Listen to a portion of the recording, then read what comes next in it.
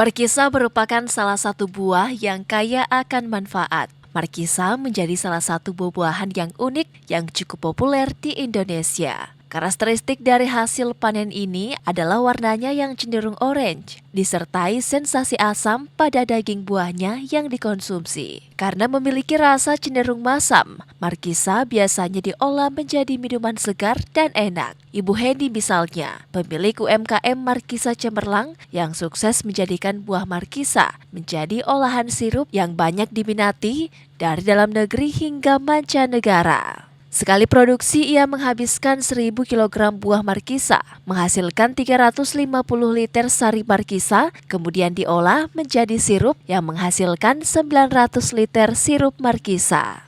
Dengan jumlah karyawan hanya 5 orang, ia bisa menghasilkan omset rata-rata 40 hingga 50 juta per bulan. Kemudian pencucian buah, setelah pencucian adalah pemotongan, setelah pemotongan pengerukan buah.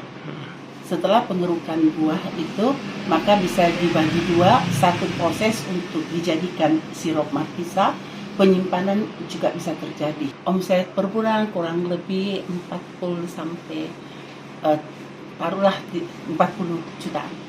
Jika Anda ingin mencicipi sajian sirup Markisa produksi UMKM Markisa Cemerlang, kini sudah banyak dijumpai di toko oleh-oleh khas Makassar dan toko retail modern. Harganya pun terjangkau, mulai dari Rp8.000 hingga Rp55.000.